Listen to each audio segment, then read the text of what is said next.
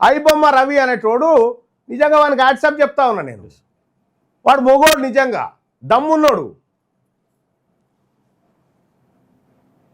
అందుకే ప్రజల మద్దతు ఉంది ఇప్పుడు ఐబొమ్మ రవికి.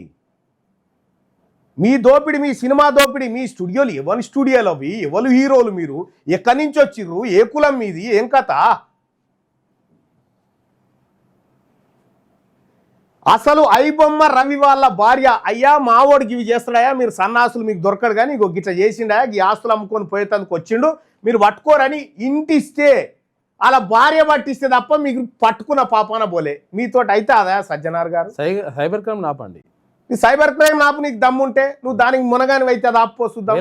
ఎందుక డైలాగులు సజ్జనార్ గారు? వరంగల్లో చేసింది ఫేక్ ఎన్కౌంటరే, ఈడ చేసింది ఫేక్ ఎన్కౌంటరే, దానికో నీ హీరోయిజం, దానికో బిల్డప్. ఎందుక ఇదన్నీ?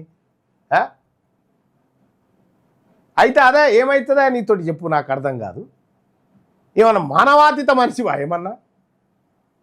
ఈ డైలాగులు బంద్ చేయి. అవి సినిమాలలో ఏసకాలు వేసుకుంటారు, ఆ డైలాగులు సరిపోతాయి. కానీ మమ్మల్ని ఛాలెంజ్ చేస్తే ఏమవుతుందో ఏం కాదు. లొటపీస్ ఇంకా 24 ఉన్నాయి ఆడ, వాళ్ళని పట్టుకో. ఐబొమ్మ అది పోగానే ఐబొమ్మ 1 అని ఇంకోటి వచ్చే చెప్తున్నాడుగా సివి ఆనంద్ గారు. ఓరు నాయన ఈ కాదురా, ఇది పోతే మళ్ళీ ఒకటి వస్తుందా అని చెప్తానే ఉన్నాడు సివి ఆనంద్. మీ ఐపీఎస్ ఆఫీసర్ ఇంతకుముందు కమిషనర్గా చేసిపోయిన ఆయనే చెప్తా ఉన్నాడు.